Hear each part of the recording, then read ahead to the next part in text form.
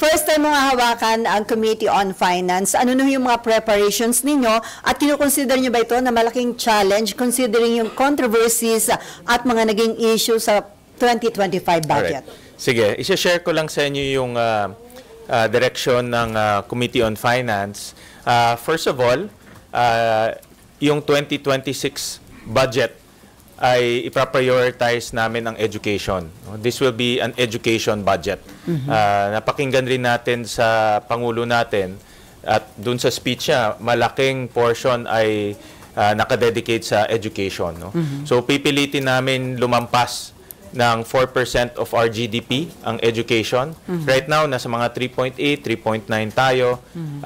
May mga times in the past, umabot na tayo 4% pero bumaba. So this 2026, pipilitin namin maging 4% of GDP ang education budget.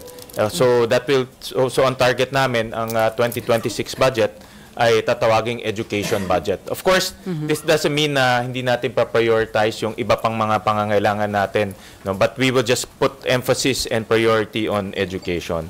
Ngayon, malaki ang clamor for transparency.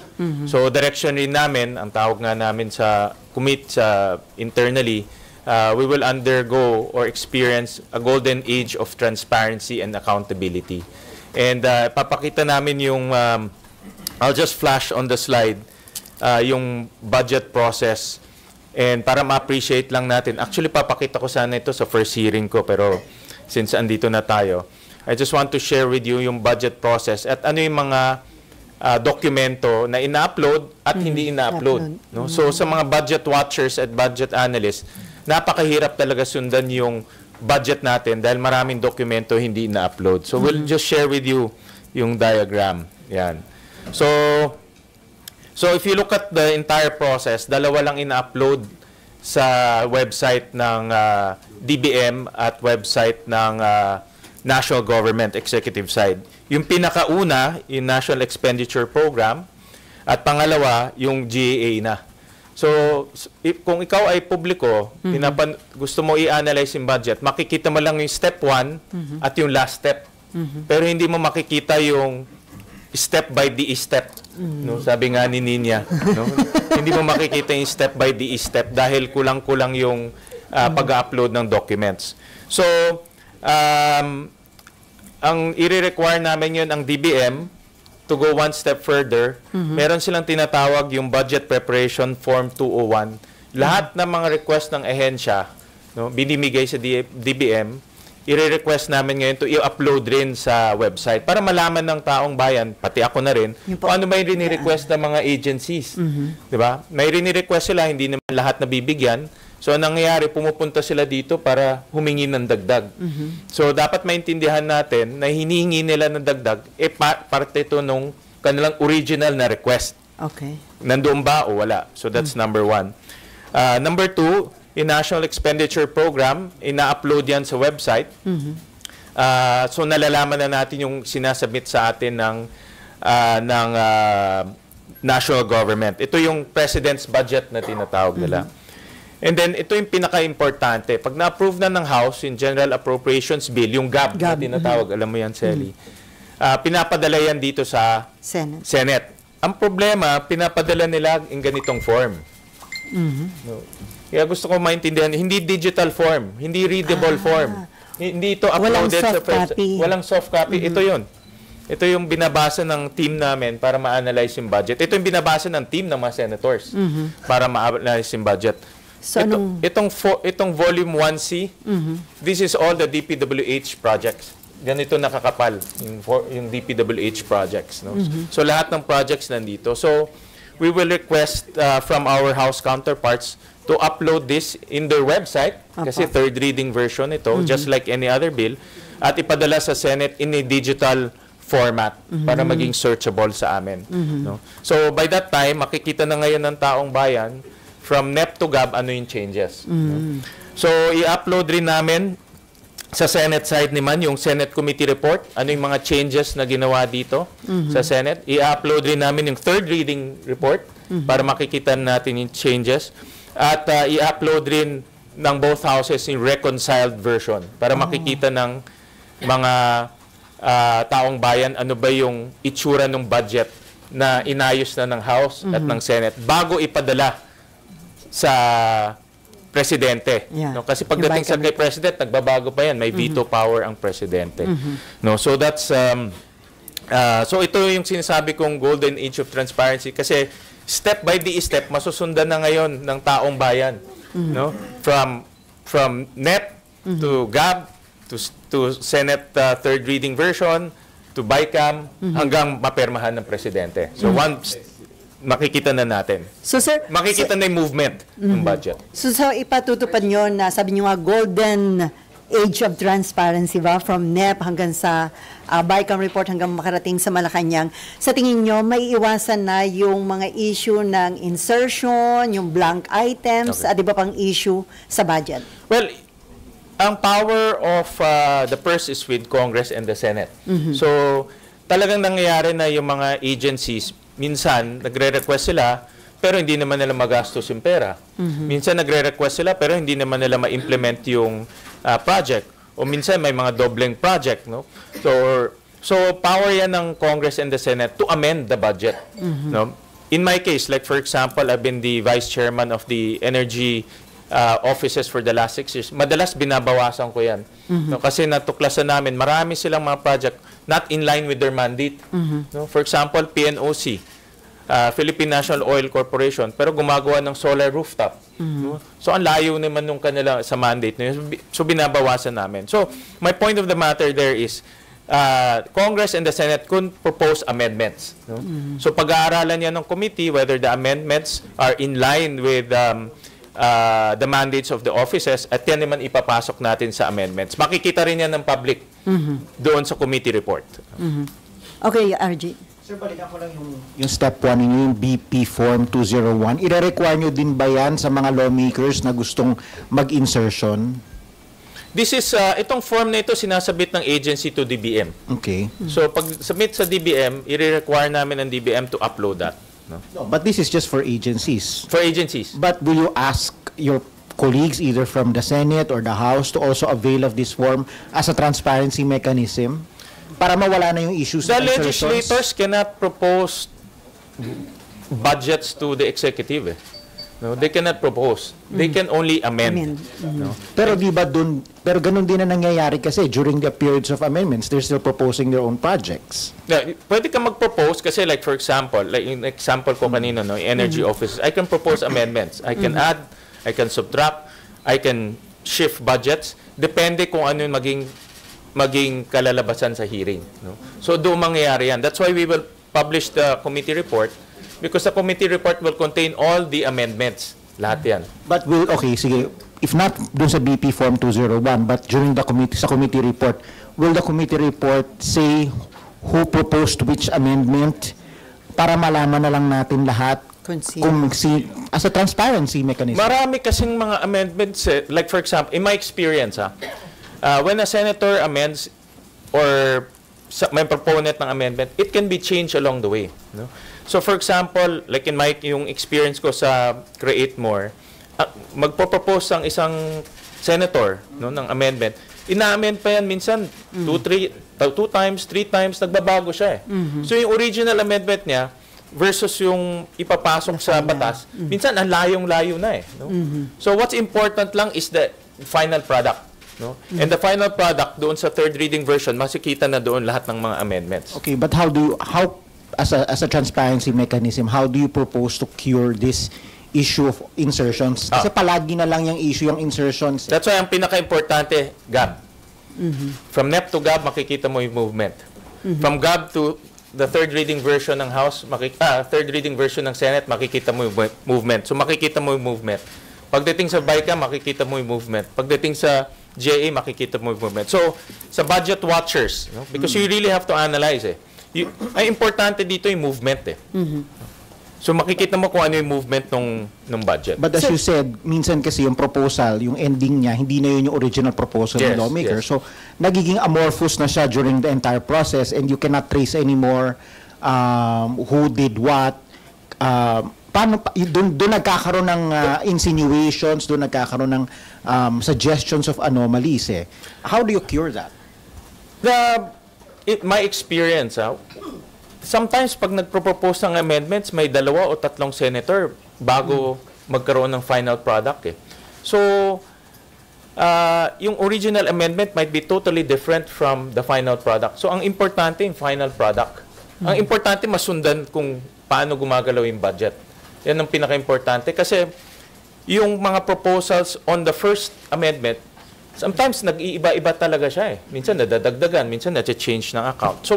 So pag yung ganun na tracking internally, ang daming dokumento yun Ang daming dokumento.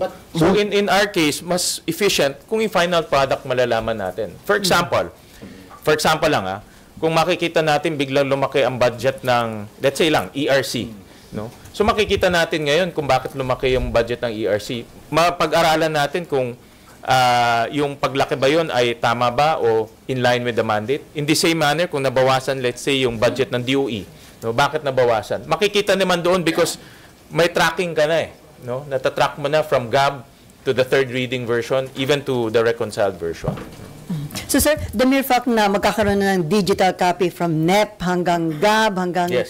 All of this will be, at least on the Senate side, will be uploaded in digital format. So meaning pag sinearch nyo yung PDF, lalabas siya kaagad. Amenable na ho yung House dyan sa proposal nyo na yan, sir? Well, ang kanilang pronouncement in the past few weeks is maximum transparency. So by uploading the GAP, tingin ko that's in line with their pronouncement. So this time, yung public may chance to scrutinize yung budget? Yeah, yung mga budget analysts, budget watchers, budget hawks, meron na silang chance to upload. Kasi pag makikita nyo yung una at dulo lang ang makikita, yung gitna hindi nakikita. Pero during public hearings, sir, yung people's participation, papayagan ba yun? Hindi naman.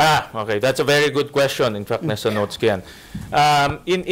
Magpa-file ako ng resolution to institutionalize this concurrent resolution. And this concurrent resolution will contain this one and also a feedback mechanism. Kasi gusto natin yung mga taong bayan i-analyze yung budget. Paano naman nila ma-reach yung mga senators? No? So, dito sa resolution, we will also mandate the Senate to come up with a email or a mechanism for the public to communicate with the Senate. No? Ako personally, I will also put in my website a mechanism for the people to email me. Halimbawa, may nakita sila, ina-analyze sila yung budget, may nakita silang inefficiency, they can email me. Before Mayan, sir, dun sa zona ni Presidente, sinabi niya na ibibito niya yung budget kapag ang laman nito ay hindi naka-align sa priority programs ng administrasyon. So ano yung gagawin niyo to make sure na ang ma-approve na budget ay naka-align doon sa priorities ng pamahalaan? Diba, traditionally ang NEP tinatawag nilang President's Budget. No? So this means ito yung budget na kailangan ng ating Pangulo para ma-reach niya yung kanyang target. No? So itong mga projects, activities and programs sila sa NEP, lahat 'to nakatuon doon sa gusto ng ating Pangulo na maging goal nila for 2026. And that is a policy pronouncement that kami sa Committee on Finance will also adhere to. No? So, susundan namin yung policy pronouncement ng ating Pangulo. Ito, babasahin ko. Sabi niya, therefore, for the 2026 budget, I'll return any proposed general appropriations bill that is not fully aligned with the National Expenditure Program. And further, I am willing to do this even if we end up with a reenacted budget. Hindi ko aprubahan ang kahit anong budget na hindi alinsunod sa plano ng gobyerno para sa sambayanang Pilipino. So this is a policy pronouncement that kami sa Committee on Finance will adhere to. So ibig sabihin yung mga amendments na gagawin along the way, no, should not be outside of the priority of the National Expenditure Programs. Of the National Expenditure Program and also the direction of the national government, no. So dapat in line pa rin. No? So for example, kung magbabawas tayo ng pondo sa isang ahensya, dapat in line pa rin sa national priority programs ng ating Pangulo. No, dahil at the end of the day, siya lahat mag-implement nito no? So importante na nakatuon pa rin sa kanyang direksyon. At mas delikado nung maging reenacted, so yun ang dapat iwasan, sir, na mangyari. Yes, ayaw natin mag-reenacted dahil walang capital outlay yun. No? So, pag nag-reenact tayo ng budget, there's a big chance babagalan ating ekonomiya. Okay, Mayan, Marlon, and then Mav. Sir, yung doon lang sa sinasabi niyong golden age ng transparency, paano masisiguro na magiging responsable yung mga kongresista at senador sa mga insertion nila? Or, kasi nga sir, parang yung sinasabi ninyo, consolidated na yung i-upload, wala namang pangalan no, siya yung nag-insert nito, inamend, di ganito yung inamend niya, walang ganun sir. Like ako kasi, no, pag nagbibigay ako ng amendment sa lahat ng government agencies, hindi lang sa energy, madalas nagbibigay rin ako amendment sa education, nagbibigay rin ako ng amendment sa DPWH, nagbibigay rin ako amendment sa NEDA, depende kung ano yung makikita namin along the way. No? So, ang importante ngayon, all of this published na. No? So, makikita natin yung movement ngayon. No?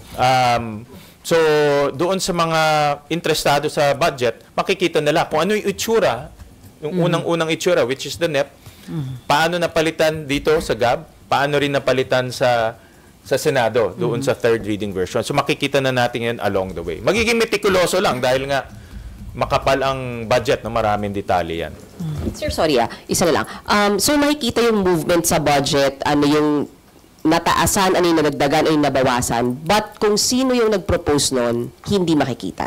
Mahirap kasi, Mayan, ipakita yung proponent ng amendment dahil nagbabago siya Nagbabago siya. Minsan nadadagdagan, minsan nababawasan, minsan nalilipat sa ibang ahensya. Minsan yung pinopost ng programa nalilipat sa ibang ahensya. For example, I'll give you a concrete example. Nag-propose kami ng school feeding program sa DepEd. Pero yung the same programa meron rin sa DSWD. So nalagay doon. So rinirespeto natin yung chairman ng Finance Committee at that time dahil ang effect naman is the same, no? Feeding program. So may mga ganun na pangyayari. Kaya, along the way, nagbabago yung mga proposals ng mga proponents. No? So, sir, yung pag ginagawa mga amendments ng mga lawmakers, unavoidable yun? Dahil sabi nga ni SPCs, wala namang perpekto na panukala. Merong mga senators hindi nag-amend. No? They think nila, yung budget okay na, no? Okay naman supportahan. May mga ibang senators ako madalas ako mag-amend almost every year. And in amendment ko hindi lang sa energy, education but the rest of the budget, no. Again, that depende na yan sa chairman of the Finance Committee kasi nakikita niya yung kabuuan budget no. So minsan natatanggap, minsan hindi natatanggap, depende kung saan siya makakakuha ng pangdagdag. No? Pero Secretary Pangandaman, may apilan sa mga department heads na wag nang humirit pa sa mga lawmakers ng increase dahil parang pinag-aralan na naman daw yung National Expenditure Program. I understand during the time of President Pinoy, nag-issue siya ng order sa mga secretaries, wag mag-propose ng additional budget during the budget deliberations just to assert discipline. Dahil talaga nangyayari yan throughout the hearing, yung mga secretaries or ibang mga agencies magpapadala ng letter, sasabihin niya, hindi ho tinanggap to sa tier 2, kaya kung pwedeng dagdagan. Pero ang budget kasi is zero-sum yan Kung magdadagdag tayo dito, magbabawas tayo sa iba. Kawawa naman mababawasan. No? So that's what we have to always bear in mind. Okay, Marlon, and then Mav, and then Nympha. And then Danielle. Sir, muted pa. Pero di ba, bukod sa issue ng insertion, previously there was also the allegation of parking na wherein a budget is being placed in one department or in one item, then later on, ilalagay sa ibang item. How do you solve that? Kasi kung hindi, binabanggit kanina ni RG na hindi naman ma-identify yung mga lawmakers na nag-introduce na. Di ba, when you said na this will be the golden age for transparency, di ba mas maganda kahit na maraming amendments or changes, at least nalalaman ng taong bayan sino yung nag-introduce ng mga yan, sinong senador, sinong congressman, para later on pagbabalikan, halimbawa sa isang area na binabanggit si Senator Ping na it's a sleepy town pero bilyones yung inilagay. So makikita ng tao sino nag-introduce, sinong nag-propose na bilyones yung ilagay sa isang bayan na May yun. mga senators naman na openly nagpro-propose sila ng amendments sila on the floor. Diba? May mga senators na gumagawa niyan. So, kung gusto ng mga senators to propose that on the floor, okay naman yan. No? Yun lang nga, based on my experience, the amendments change, nagbabago kasi over time. No? So, magiging komplikado kung ipapublish mo yung amendment, biglang nagbago siya. 2 or 3 times. Minsan, binabago pa ng ibang senators. No?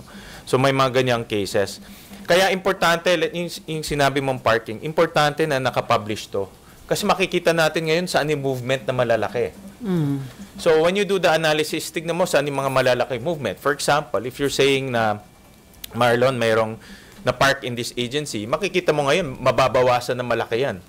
Diba? Pupunta sa ibang agency. So, dito natin makikita yan. I think the institution should be responsible for all the changes. No? Especially the chairman, dahil yung chairman ang mag-approve or disapprove ng mga changes. No? Both houses, sa lower house and sa upper house. Hindi po kaya eventually later on, if may maniningil na accountability sa mga Hindi ma-identify. mga NGOs or even individuals checking yung mga items sa GAA, di ba magkakaturuan lang yan kasi hindi natin alam, sir, kung sino So nag-introduce. that's why importante ngayon yung body should review the document. No? Kasi ina-approve to ng body rin eh. All of this will be approved by body. Here sa Senate, i-approve rin to ng body. So dapat ang body rin maging makasali rin sa pag-a-analyze nitong movement sa budget. Yung small BICAM, yun naging issue din yan in previous budgets natin. Are you willing to do away with the Yung small mini BICAM BICAM na sinasabi? Yung small BICAM na yan is purely technical in nature. Like for example, in my case, on all my bills, meron kaming tinatawag natin pre-BICAM. So bago pumasok sa BICAM, yung mga economists, lawyers, mga technical people nag-uusap-usap para lahat ng mga disagreeing provisions ay maayos na nila. No? Para pagdating sa BICAM, pag-uusapan na lang namin yung most contentious. No? So in my case, and this is one of the principles na I will adhere to, hindi na tayo papayag ng mga projects na hindi kasama sa disagreeing provisions. No? For example, yung AKAP ba yun? Yeah, AKAP. Na Sa hindi BICAM. naman napag-usap, wala naman sa GAB, wala sa NEP, wala sa GAB, wala sa third reading Senate version, bigla na nag-appear sa BICAM. Hindi ako papayag ng ganun. So ang pag-uusapan lang natin, ano yung iba sa House, ano yung iba sa Senate, yun lang pag-uusapan natin. Hindi tayo papayag basta wala sa GAB, wala sa third reading version. So, paano may iwasan mangyari yun, sir? I-open na ba sa public at media yung BICAM? Ako, I support the opening of the BICAM. No? Kaya ko lay-out to, para pagdating mo sa BICAM, alam mo na yung changes. Kasi kung wala to, kahit pupunta ka sa BICAM, hindi mo alam anong changes eh. No? So, ito will lay out the documents prior to the BICAM. Previously, sir, kasi the media has been used as a convenient excuse ng mga legislators to say na open yan sa public kasi nandyan nga yung media. Pero sir, when in truth, pag nandun, iimbitahan lang kami sa opening, tapos palalabasin na uli kami sa kwarto, and then sa na lang uli, sa pirmahan na lang. So, but this time, sir, yung buong proseso ng BICAM, I support that. But importante ito para pagpasok nyo doon, or whoever wants to, civil society, budget analyst, alam na nila yung movement. No? Importante kasi yung detalye. Kahit pupunta ka doon, pag hindi mo alam yung detalye, ang hirap intindihan ang budget. Like ito, this is the whole GAB. No? So, napakahirap talaga sundan. No? So, importante nga ma-upload yung mga dokumento para masundan ng publiko. So, pagdating ba sa BICAM, marami pa rin naglalabi based sa experience ninyo. Kaya doon nangyayari yung insertion? Alam ko may mga agencies rin naghahabol, no? Kasi Sa gusto BICAM. nila madagdagan yung budget nila. But again, in my case, no, I will only allow kaya nga tawag nila disagreeing provisions, no. Dapat yung mga wala sa versions ng House and Senate, yun lang pag-usapan natin. Okay, ma'am. Sir, And then nag-request din po yung ilang senators, may reso sila, na maglabas ng matrix mismo, sir, ng differences, ng movements, para hindi na nga po kailangan basahin pa yung ganyang kakapal, na ilabas na po, matrix na siya. Is that something the Committee on Finance? Well, ngayon, nakapublish na yung GAB. Alam mo na ano yung House. Na-publish mo na yung third reading version ng Senate. Yung difference nun, that is the matrix. No? So, isa-summarize lang yan, and as a matter of administrative process, we can do that. Sir, meron din po ni Ray si Sen Aimee na yung mga for later release naman daw, hindi naman daw nagagamit, sayang lang. Sir, and she's asking na for the 2026 budget, tanggalin na yung provision ng FLR. Well, yung for later release is equivalent to what we call impounding. That's a executive prerogative. Depende yan, number one, on cash availability.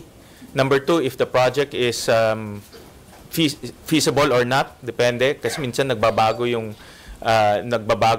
throughout the year, minsan nagbabago yung sitwasyon, hindi na kailangan yung project. But that's an executive prerogative. No? Hindi na natin, kasi ang FLR or impounding, depende yan kung ano ang magiging decision ng executive. No? But as a matter of impact, impounding and FLRs, hindi maganda yan para sa ating ekonomiya. No? Dahil ang ating ekonomiya, malaking parte galing sa government spending. No? So kung hindi mo ginastos yan, sigurado babagal ekonomiya natin.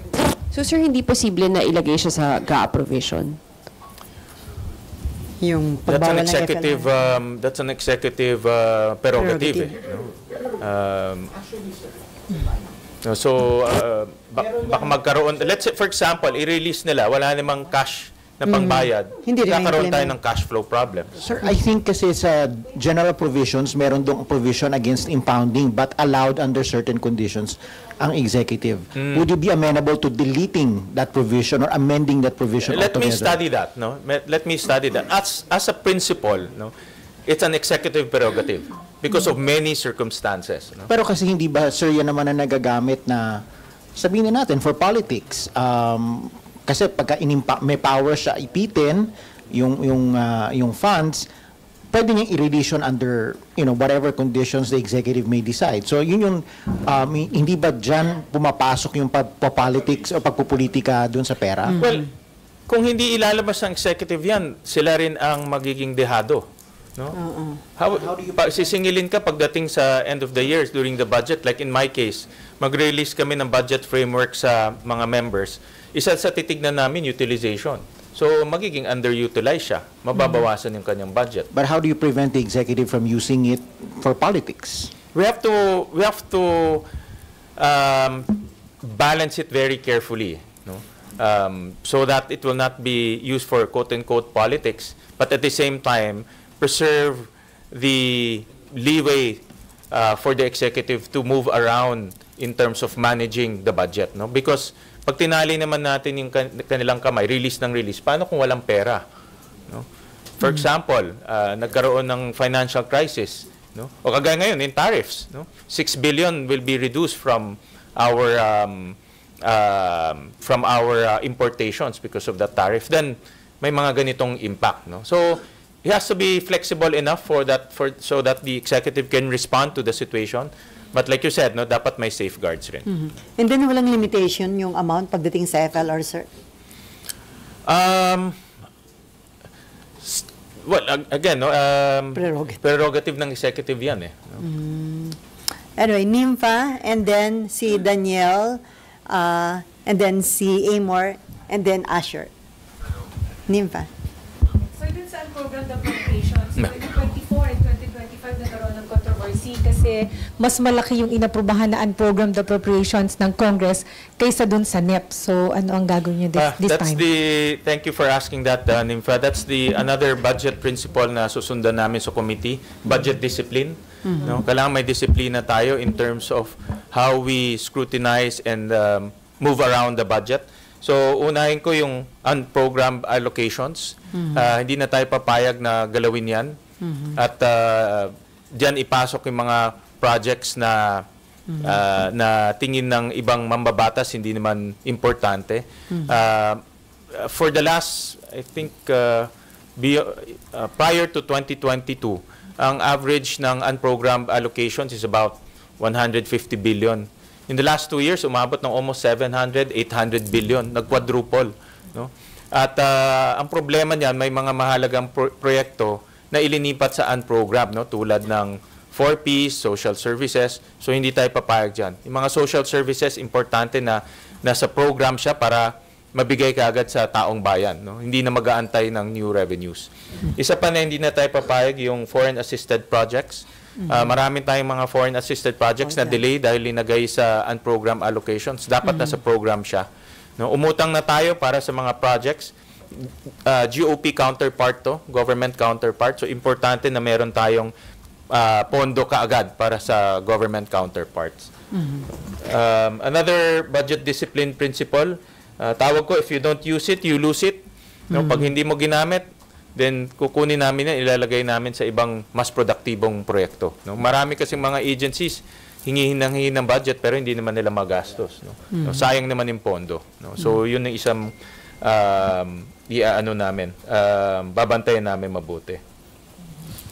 And then sa parking ng funds, di ba naging parking yung PSDBM and PITC? Yes. So, anong gagawin niyo, Yeah, sir? magandang tanong yan. Babantayan natin mabuti. A lot of our senators are very concerned about that. In fact, over the many times na nakikinig ako sa budget deliberations, lumalabas yan. No? So, it cannot be used to avoid yung utilization. Ang ginagawa kasi nila, para hindi sila masita na hindi ginamit yung pondo, ibibigay sa PSDBM or ibibigay sa PITC, no? Para pag tinignan mo yung libro nila, na gamit na, no? So we will definitely be very vigilant on those maneuvers. Magkakaroon ng special provision, Senator, para ma-prevent yung parking ng pondo, mapigilan yung mga agencies to park funds? Can be. Pag-aralan muna namin. I think na-flag na ito many times, no? Hindi ko lang nakita masyado kung ginagawa pa nila ito, no? Pero pag ginagawa nila yon, we will not allow that. And then, sir, doon pa rin sa transparency, yung tinatanong ni Marlon na RG. Sir, kasi wala namang masama sa amendments, hindi ba? Kasi nga, you have the power of the purse. Pero yung amendments kasi naging synonymous na sa insertion na may negative ang dating. So, paano talaga namin malalaman who inserted what dun sa budget? Although sabi nyo nga po, pwedeng mag-amend, but along the way, pwedeng magbago. Hindi ba po pwedeng may matrix din? This was the original proposal, ito yung amendments, and then ito yung end product, kumbaga. In my experience, kasi like for example sa Ways and Means, yan ang isa sa pinaka contentious na committee na nahawakan ko dahil like in Create More, na-experience ko isang amendment na amend namin 3 or 4 times. Yung original proponent versus yung approve amendment, ibang-iba na, no? Pero pareho naman, more or less pareho in principle. So may mga ganong cases na nagbabago siya along the way. Kaya ang nakita namin mas importante yung movements para makita natin kung ano yung nangyayari sa budget. Like for example, yung committee report, pag in-upload namin to, makikita na kaagad ano yung mga amendments sa GAB, no?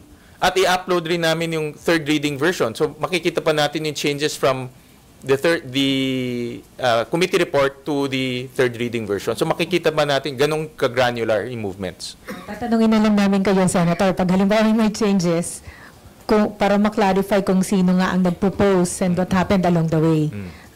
And then, sir, isa na lang, ano yung particular agencies po na tututukan ninyo against or dahil doon sa possible insertions? Ano ba yung favorite agencies na madalas ang insertions? Ako tututukan ko lahat ng agencies, NIMFA.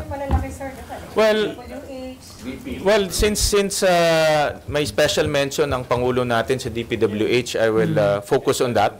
But as a matter of principle, we'll focus on everything, no?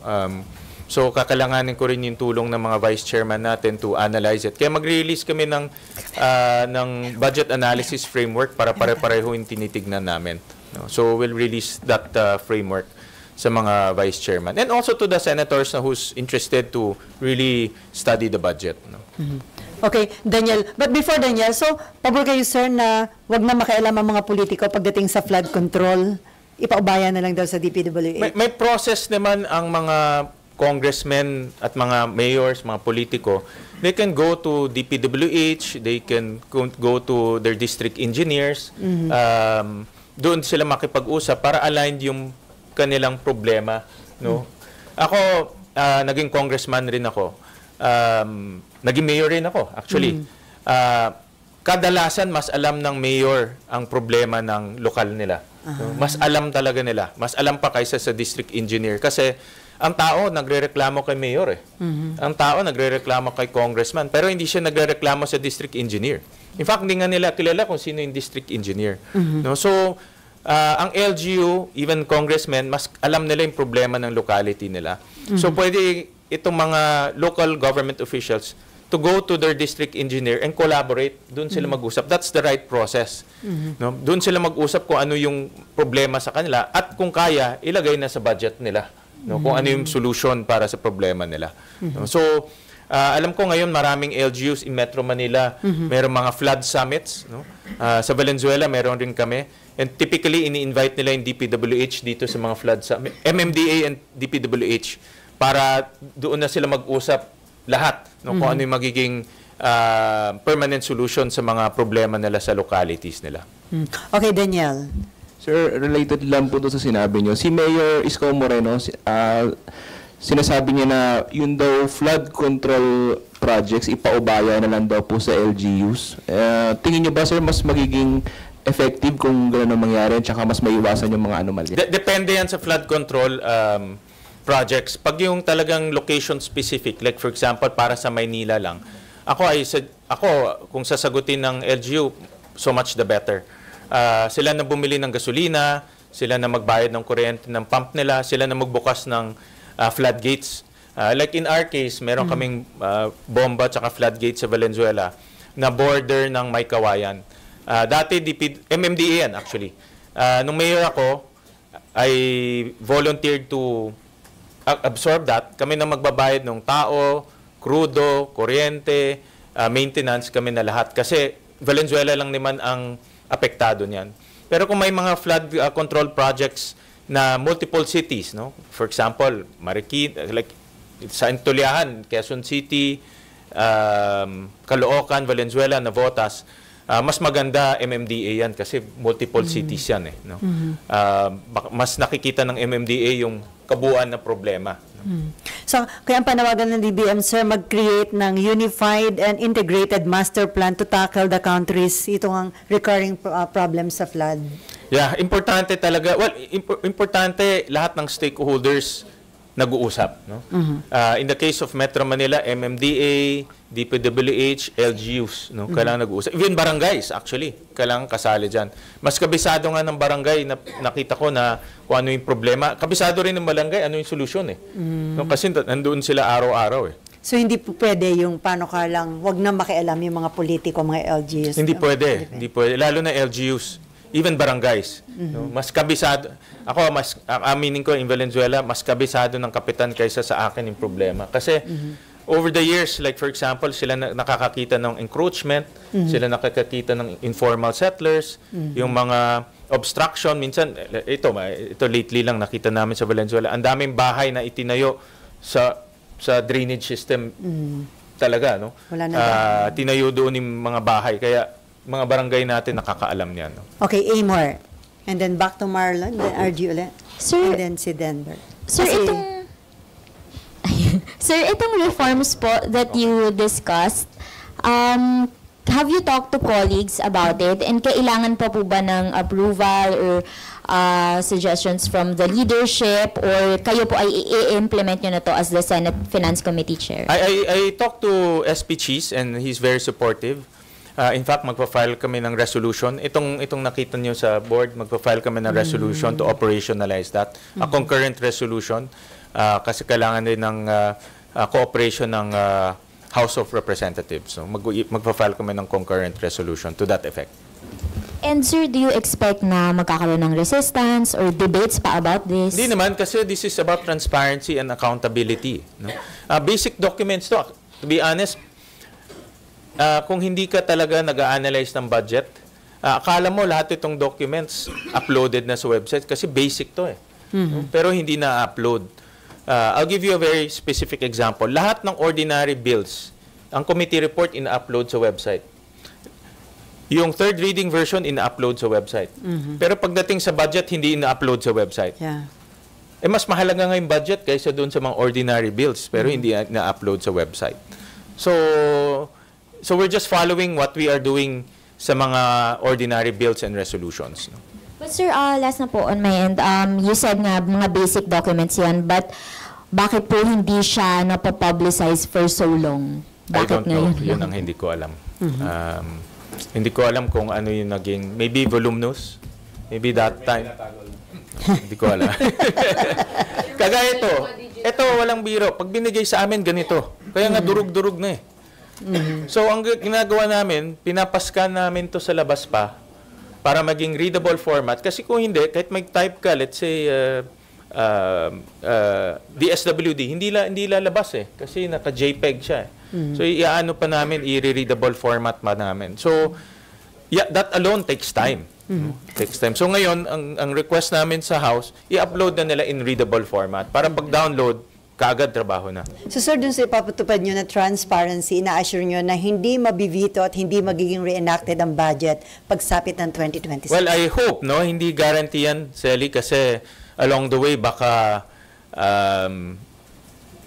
mayroong mga issues na hindi magkaka-agree, magkakasundo, kasi nga, may mga requests or amendments na hindi magkakasundo. So, but I'm optimistic naman na ang importante ngayon yung pronouncement ng presidente. Sabi niya, very simple lang. Dapat in line with the national priority. No? So, when it's in line with the national priority, then lahat papunta na doon. Ay, Asher nga pala muna. Asher. Microphone.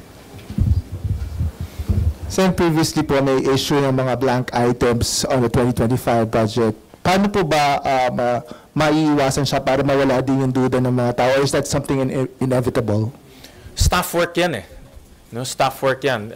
Yung mga respective secretariats dapat hindi papapermahan ng kanilang mga principals, no? The congressmen and the senators kung may blanco sa budget. No? Staff work yan. In my case, nung pinirmahan ko yun, wala akong nakitang blank document. Staff ko, wala rin nakita. So Senate side, I don't think may problema, no. But as a matter of principle, staff work yan, no. So here sa Senate, yung LBRMO, i-remind ko sila ulit at hihigpitan natin na walang dokumentong iikot ng hindi na-review at kung may blanco. Okay, Dexter. And then Marlon, RG, and Mav. Sen, good morning. Balikan ko lang yung nabanggit nyo na 2026 budget is education budget. Ano po sa tingin nyo yung kailangang pondohan ng mas malaki doon sa edukasyon? That's a very good question. So may mga we have to be strategic, no? Kasi hindi naman lahat ng mga ahensya may mga pangangailangan, lahat ng ahensya naglalabi ng mas mataas na pondo. So we have to be very strategic. Isa sa mga ifo-focus namin in line with the recommendation of EDCOM ay yung paigtingin o palakasin yung pagbabasa at pagbibilang sa early age ng bata, no? From kindergarten to grade 3. Yan ang recommendation ng EDCOM. So ngayon, inumpisahan na ng DepEd yung aral program. So popondohan natin yung aral program para masigurado na mga batang hindi nakakapagbasa, hindi nakakapagbilang sa early stages, mabigyan nila ng tutor at intervention. So that's number 1. Number 2, of course, yung problema natin sa classrooms, kung hindi natin a-address to, lalaki at lalaki to. So, ang isang recommendation ko kay Secretary Sani Angara, ibalik yung counterparting program ng local government units. No? So, national government maglalagay ng pondo, local government maglalagay ng pondo, local government magpapatayo para mabilis yung construction ng mga classrooms. Number 3, mga teacher aides natin. Nabanggit na ng ating Pangulo na dapat hindi na sila, mga teachers natin, maraming ginagawa outside of teaching. So mag-hire pa tayo ng mas maraming teacher aides, no, para gumawa ng administrative work ng mga teachers natin. So ito mga mga bagay na nakikita namin para ma-reach natin yung 4% of GDP and strategic in approach. No? May follow-up ka pa? And then Marlon na. Sir, paano po sisiguro doon sa budget deliberation? Kasi doon sa kanyang privilege speech, sinabi ni Senator Bam Aquino na kung private institution o private groups ang magtatayo ng classroom, ganito lang yung presyo. Pero bakit sa gobyerno halos doble yung presyo ng isang classroom? Well, sa gobyerno, sa pagkaalam ko, no? Well, titignan na rin namin yan. Yung procurement side ng school buildings, no? So, definitely, dahil sa laki ng, tingin ko lang, dahil sa laki ng DPWH, baka yung overhead nila mas mataas kumpara sa private sector.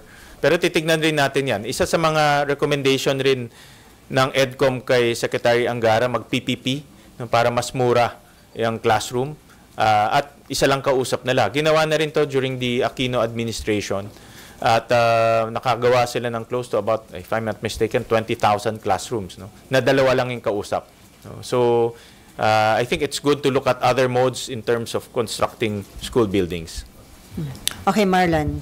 Sir, how do you deal with projects that have no feasibility studies kasi isinaksak lang ng isang congressman o senador sa ahensya yung project na yun? For example, yung AKAP, hindi naman yan originally proposed ng DSWD. Kaya hindi tayo papayag na magkaroon ng ganyan na mga yung sumusulpot na project, lalo na sa BICAM. No?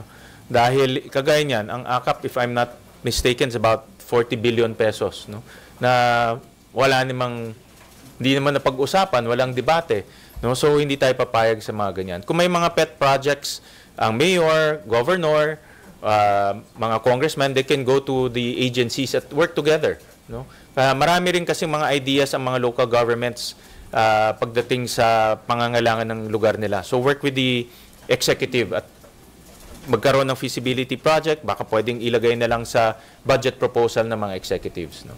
Sir, bukod dun sa pagpapublish online ng mga budget process, do you also intend to laymanize? Kasi kahit kami, matagal na over ng budget, mahirap din siya intindihin. Yeah, magandang tanong yan. Yeah, meron kaming, we're studying, at least in my website, we're studying kung paano gawing infographics or dashboard style yung projects, yung budget. Kasi pag numbers talaga medyo nakakahilo. So pag ginawang in visualized form or graph form, mas madaling maintindihan. No? So at least in my own website, we're studying that possibility. Sa Senate, I have to ask the IT people dito kung kaya nilang gawin yun. No? Pero mas maganda graphical format para madaling maintindihan ng tao. Okay, RG. And then Mav. Sen, meron na bang commitment sa inyo yung DBM kung kailan magsasubmit ng NEP? I have, well, ito nabasa ko lang sa internet na in 2 weeks time from the SONA, so we're expecting it next week. But we're already starting the schedules. I'm working with LBMRO para ma-narrow down na yung targets. So may calendar na, sir?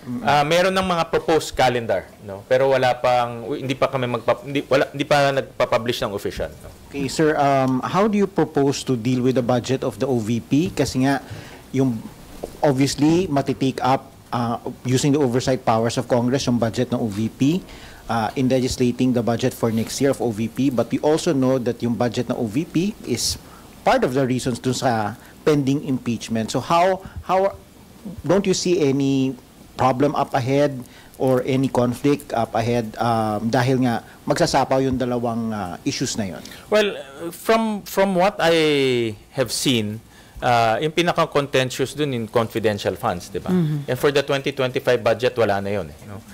In fact, bare bones na yung OVP budget, no? Yung mga talagang kailangan nila sa kanilang operations, no? And some projects ni Vice President, no? So I think as long as wala na yung contentious items on, which is the confidential funds, feasible naman yung budget ng OVP. Sir, doon sa broader issue ng confidential and intelligence funds, ano yung mapopropose ninyo to make it less prone to any issues of or questions of irregularity or ano? Well, that's another budget principle that we will be adhering to in the Committee on Finance. Yung mga intelligence funds, confidential funds will be limited to agencies that truly require them, enforcement agencies, intelligence agencies, so hindi na free for all, no? Yung confidential funds, no? So we will definitely be very strict pagdating sa confidential funds, no? Agencies like PDEA or PNP, yan, no, mga enforcement agencies pwede sila. Pero kung yung mga left field agencies, hindi na tayo papayag dyan. No?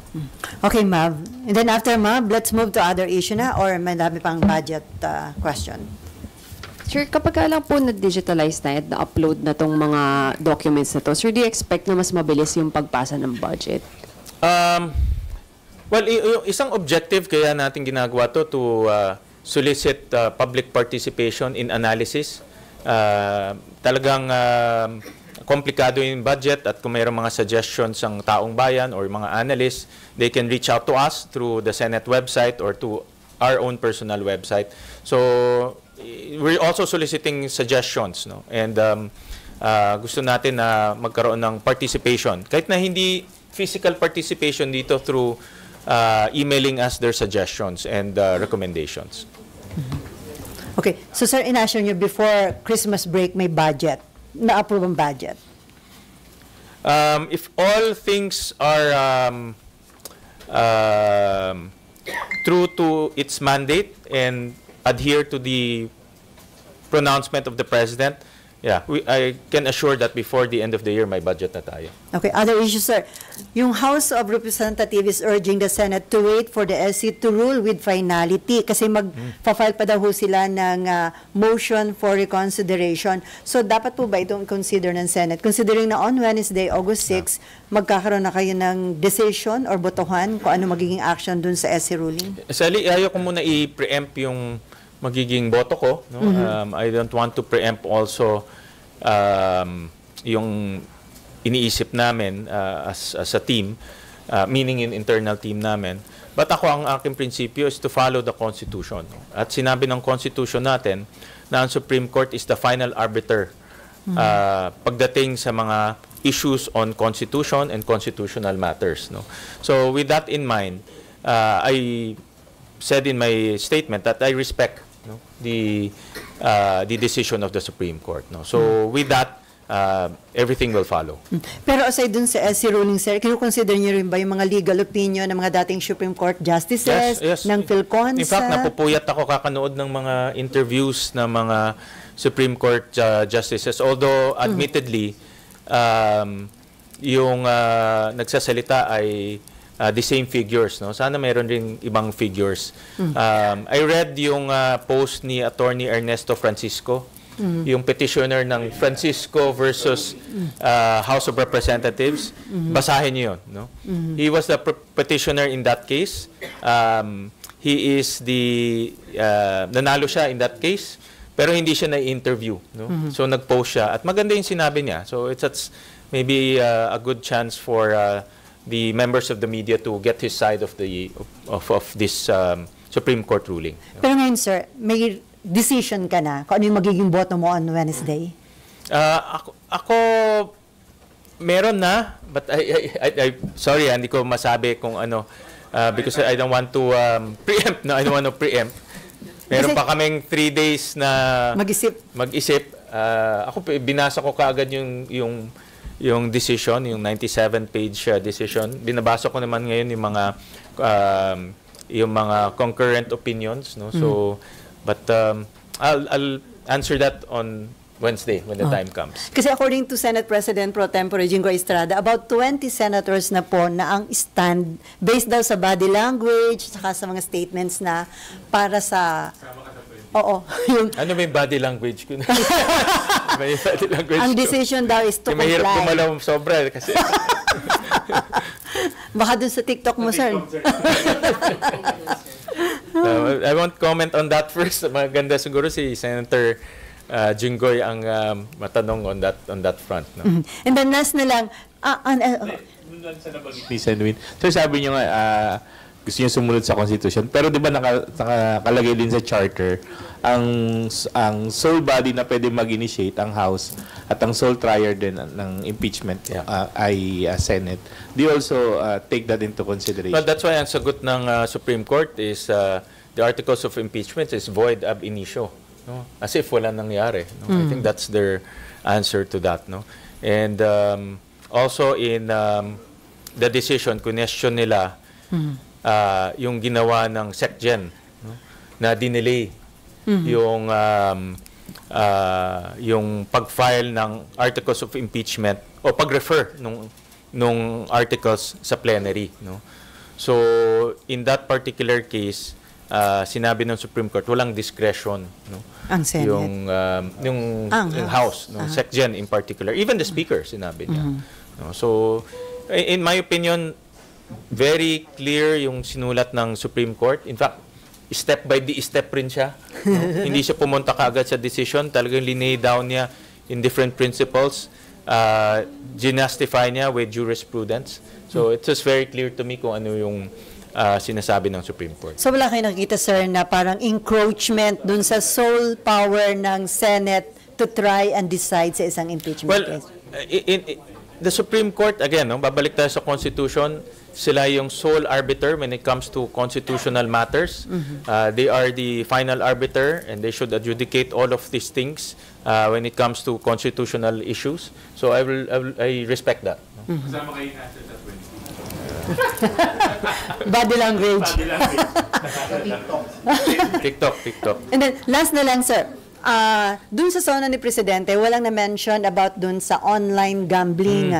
Ang sinabi ng Malacanang, tinitimbang kasi pa ng Pangulo kung ano yung dapat na gawin pagdating sa issue na yon. Pero ang sabi kasi ni Finance Secretary Recto, about 60% illegal online gambling. Sa tingin nyo, yun muna ang dapat na unahin, na i-crack down? Yeah. Habang ako nakikita ko dito, failure of the regulator again. No, parang POGO ito eh. Bumalik tayo sa POGO.